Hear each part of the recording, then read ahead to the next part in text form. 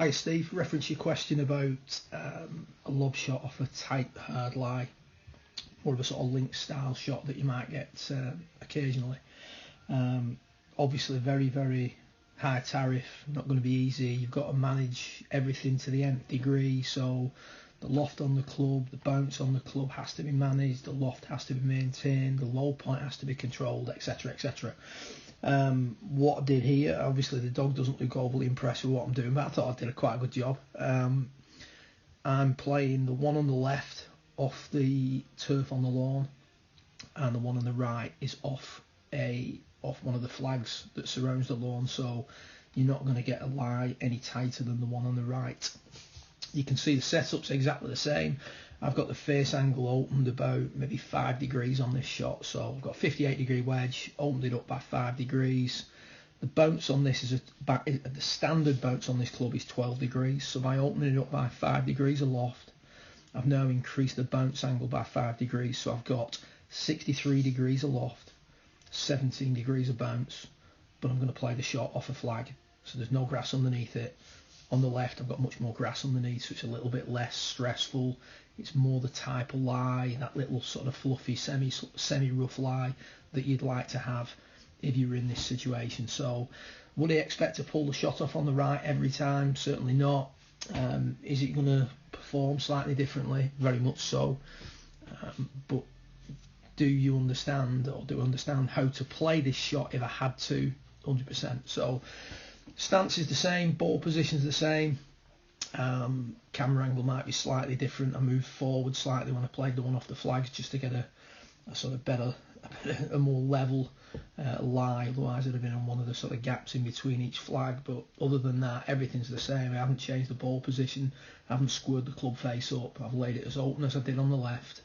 Handle location's the same, so the shaft's sitting pretty vertical. Backswing, again, very similar, maybe a little bit longer on the left. When it's a fluffy lie, I always tend to feel more comfortable, just a little bit longer and a little bit smoother. That's just a feel thing. When it's a tight lie, like you said in your text, I always feel like I want to be just a little bit shorter and a little bit more brisk. It's just a feel thing. There's no real reason why one would work better than the other. It's just purely from a feel standpoint. As I'm coming through, I'm going to try and return the shaft to pretty much the same position it was at address, so I don't want to take that loft off. You can see as these balls are struck, the ball on the fluffy lie pops up and floats out a little bit softer, so the rate at which that ball's moving away from me is reduced. Off the tight hard pan lie, the ball comes out just a little bit flatter and a little bit quicker, so even though you're going to play a high lob shot, because of the tightness of the lie, because of how that affects where you're going to make face contact, the ball will always come out a little bit flatter, a little bit faster, a little bit less floaty, but maybe spins a little bit more when it lands. So it's not purely trajectory that's going to stop that shot, it's a little bit of spin as well.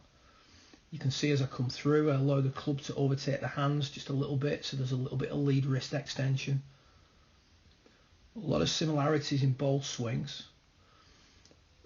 What I was saying before about the lie and how it has to be done to the nth degree, the one on the right, now again, this is not necessarily a conscious effort, it's more of an awareness.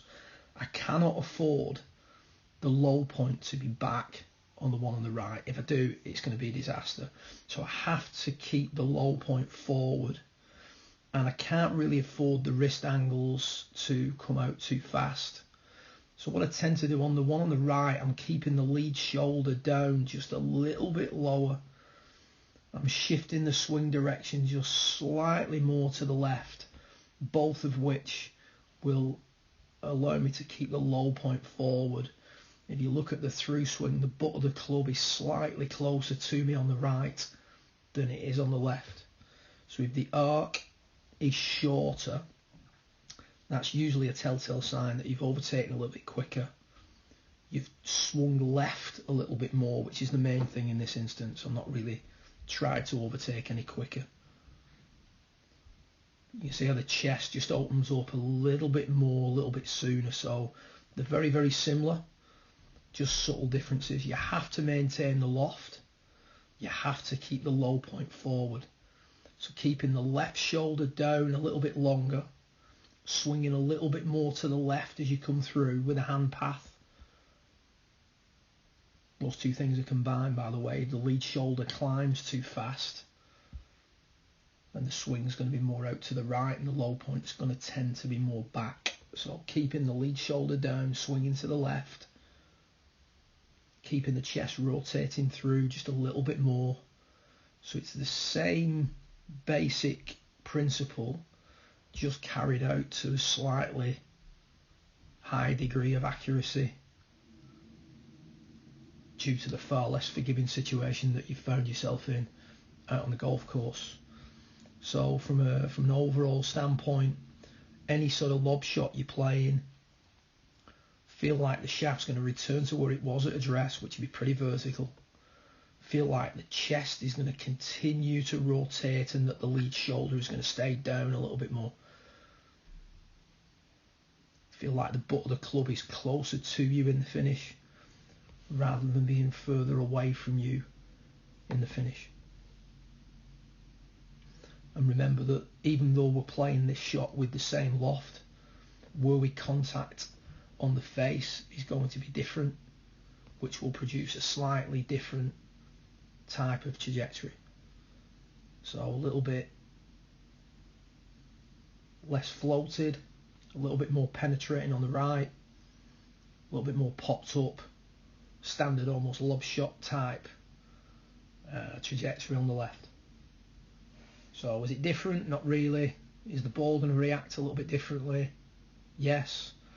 It's just a case of managing your variables. If you're in this situation and you're just getting used to things, choose your battles wisely. Don't bite off more than you can chew, so to speak. But keep that left shoulder working down in transition here. We don't want that climbing too early. That keeps the low point out in front of the ball. It steepens the angle of attack just enough without de-lofting the club too much.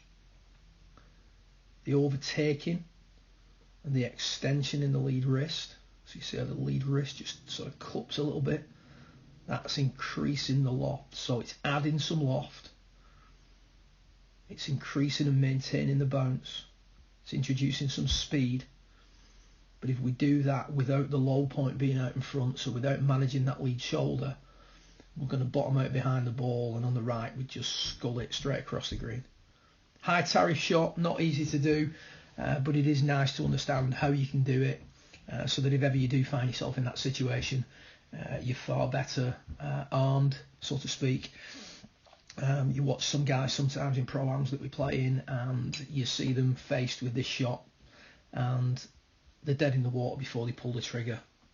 You play with other guys who work their way through the shot nicely, they have the variables that they need, and they just don't quite execute it to the right amount, or to the right degree, which is understandable because it's a very, very high tariff shot and not one that you really lay in bed of an evening hoping that you get during your next round of golf. So hope that makes sense. Have you got any more questions during the lockdown? Feel free to get in touch. Hope you're well, and speak soon.